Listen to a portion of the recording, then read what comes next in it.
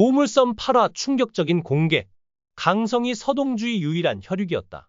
보물섬에서 서동주 어머니의 진짜 정체가 마침내 드러난다. 여운남조차도 진실을 알게 되어 충격을 받았다. 어머니의 이름에 대한 여러 가지 이론이 있다. 먼저 몇 가지 가능성 없는 시나리오에 대해 이야기한 다음 서동주의 친부를 추론해보자. 서동주가 암살당하고 거의 죽을 위기에 처했을 때 그의 마음에 기억이 촉발되었다. 그 중 하나는 그를 향해 성년이라고 소리치는 젊은 여성의 초상화였다. 이것은 서동주의 이름이 성년일 가능성을 높인다. 그러나 성년이라는 이름을 가진 유일한 캐릭터는 염장선 배우자인 성보연이다.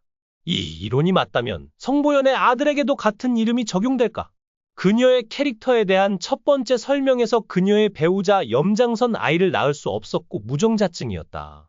또한 시험관 수정으로 아이를 가졌다는 언급이 있습니다. 그러나 이에 대한 구체적인 설명은 없으며 서동주는 어머니 없는 집에서 태어났다고 합니다. 또한 성보연은 동주의 어린 시절을 떠올리는 어른임을 인정했습니다. 여기서 우리는 두 가지 대안을 고려해야 합니다. 첫째, 염장선 무정자증이 사실이라면 성보연의 아이들은 자연적으로 태어날 수 없었을 것입니다. 둘째, 성보연은 동주의 어린 시절을 떠올립니다. 여미철을 키우는 동안 서동주가 자주 찾아오는 것을 목격했을 가능성이 있습니다. 그러나 또 다른 가능성은 주목할 만합니다.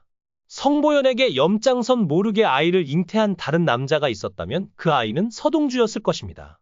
하지만 이 이론이 맞다면 염장선이 서동주를 죽이려 했을 때 성보연은 침묵을 지키지 않았을 것이다. 또한 드라마에서 동주를 성년이라고 부르는 장면이 나온다. 이 역시 특이하다. 일반적으로 사람들은 성씨를 따라 이름을 짓지만 이 장면에서는 이름과 성을 모두 사용했다. 왜 역 이름을 강조했을까? 다음으로 공정자에 대해서 말해보죠. 흥미롭게도 그녀의 이름은 공정자입니다. 후궁의 서사 초반에 그녀는 명문가의 가정부로 집안의 집안일을 담당한다고 나와 있다. 차강천 씨의 부인 우성숙 씨가 아이를 가질 수 없어 회장이 공무원을 채용했다는 이야기도 있다. 그 후 그의 마음속에 숨겨져 있던 개인적인 전설이 드러나고 그는 진실을 알아내기 위해 공정자에게 질문을 던진다. 또한 동주가 이 이름의 중심 인물이기 때문에 그때까지 그는 성현이라는 이름을 전혀 몰랐다는 것을 암시한다. 위의 모든 정보를 고려했을 때 저는 공정자가 아마도 동주의 어머니일 것이라고 믿었습니다. 동주가 방에 들어와서 책장을 보았을 때 공정자가 책을 공부하는 데 시간을 들이지 않았다는 것을 즉시 알아챘기 때문입니다. 일반적으로 가정부조차도 기억력이 좋지 않으면 책의 정확한 순서를 기억하는 데 어려움을 겪을 것입니다. 그러나 공정자는 놀라운 기억력을 가지고 있으므로 동주와 혈연 관계가 있을 가능성이 높습니다. 또한 이것은 전임 회장이 공정자에게 가사를 맡기는 드문 선택이었습니다. 회사 비서가 가사를 맡을 의무는 없습니다. 전임 회장과 사기꾼 사이에 과거에 특별한 관계가 있었거나 성현이라는 아들이 있었을 가능성이 있습니다. 그러나 여기에는 한 가지 문제가 있습니다. 사기꾼은 지금까지 이 전체 상황에 전혀 관심을 보이지 않았습니다. 성보연과 마찬가지로 그녀는 마치 그녀를 낯선 사람인 것처럼 동주에 대한 관심이 없는 모습을 보였습니다. 사기꾼이 실제로 동주의 친어머니라면 그녀가 그것을 숨기려고 노력했음에도 불구하고 그녀는 아들을 알아볼 수 없을 것입니다. 그러나 사기꾼과 성보연은 실제로 서동주와 같은 종인 것으로 보입니다. 강천이 여미철을 후계자로 지명하려는 의도가 명확해지면서 이 상황을 둘러싼 모호한 세부 사항도 나오고 있다. 가족 중 누군가가 아이의 이전 자기를 알고 그를 제거하려고 시도했다면 어떨까요?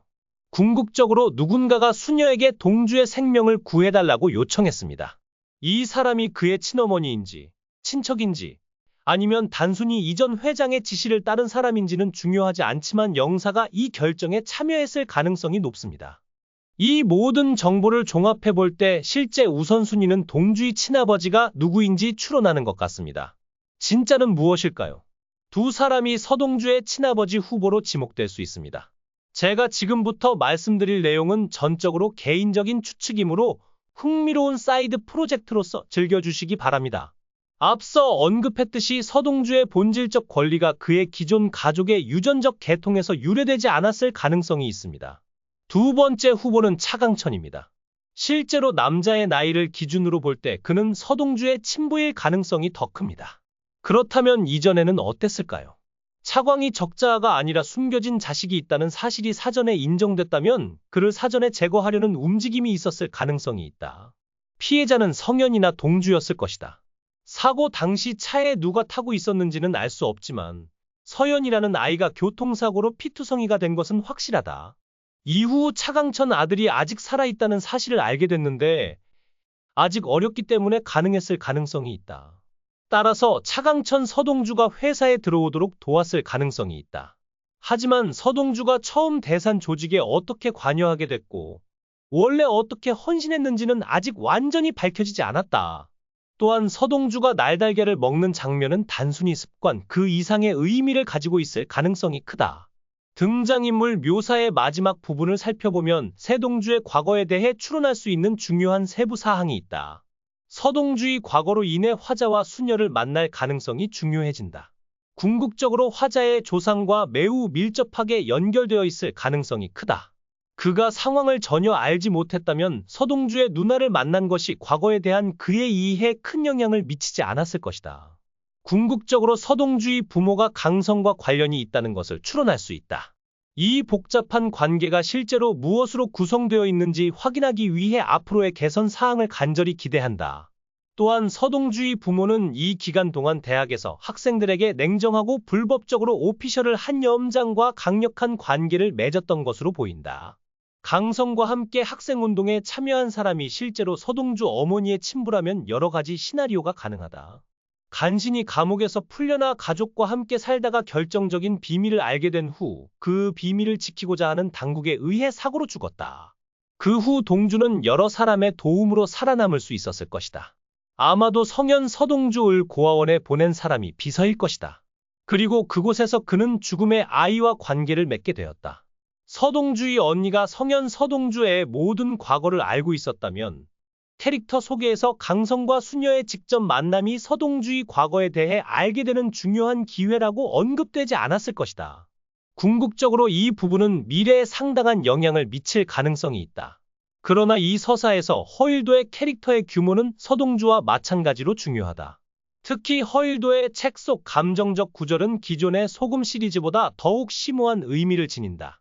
이런 점에서 허일도가 이 서사에서 중요한 역할을 할 가능성이 매우 높다. 궁극적으로 서동주의 적수로 여겨지는 허일도가 실제로는 그의 친부일 가능성을 배제할 수 없다.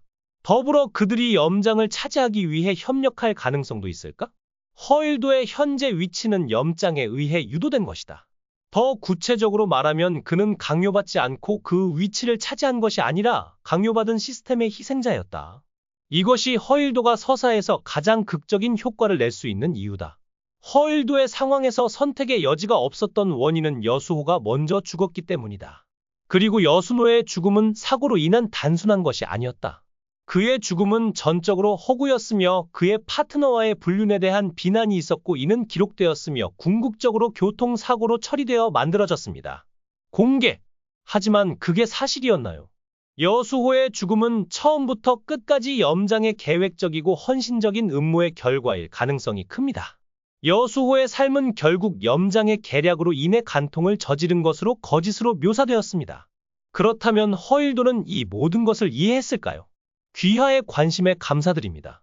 귀하의 헌신과 지원은 저에게 큰 영향을 미칩니다. 스토리가 재미있었다면 공유하고 구독해주세요. 귀하의 작은 기여는 제가 더 흥미로운 콘텐츠를 개발하는 데 도움이 될 것입니다. 나중에 더 흥미로운 스토리로 돌아오겠습니다. 계속해서 저희 사랑과 헌신을 보여주세요. 감사합니다.